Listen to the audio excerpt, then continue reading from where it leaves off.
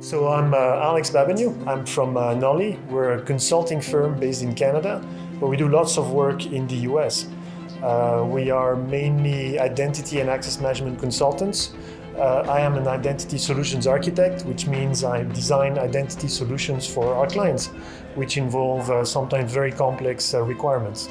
We implement identity solutions. We have a couple of key partners, Neo4j being one of them, also ForgeRock. And we do system integrations as well as the full design of the solution. We take in requirements and we try to find the best solution possible for our clients. And more often than not nowadays, this involves graphs.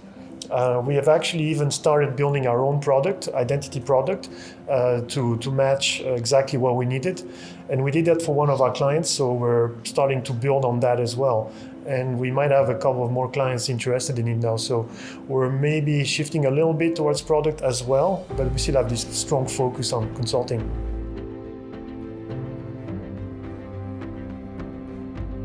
So we've seen in our work, we have to deal, I was doing a session today about identity management and graphs, and one of the problems we're facing is the dramatic increase in the number of identities that we have to deal with. We have new IoT devices, we have services, online services, we have smartphones and all of that.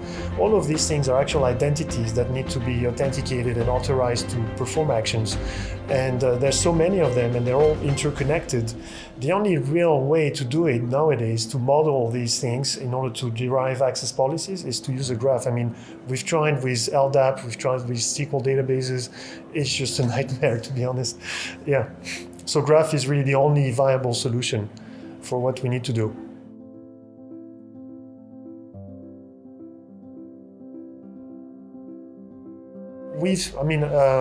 Probably many, but what comes to mind is the simplicity of transforming a requirement that may seem really complex at first, like a full paragraph just describing one requirement.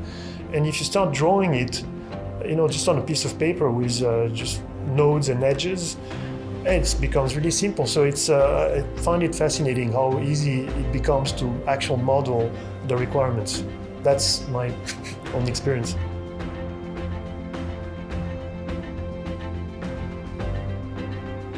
Well, I would do something. At first, it was a bit of a steep learning curve at first because it was totally new.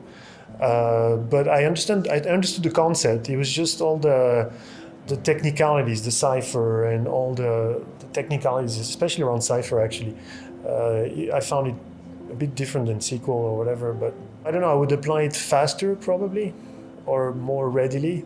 Let's say.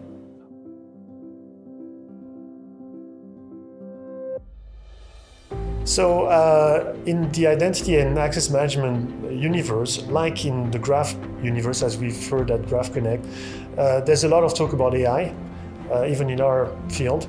And I think, obviously at GraphConnect, we've heard a lot about graphs and AI.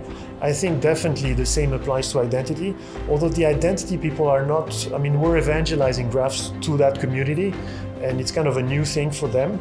So we're kind of the precursor of that movement for the identity community. But I think that whatever applies to AI and graphs for graph people also applies to identity, even more so maybe. So we'll see much more of that.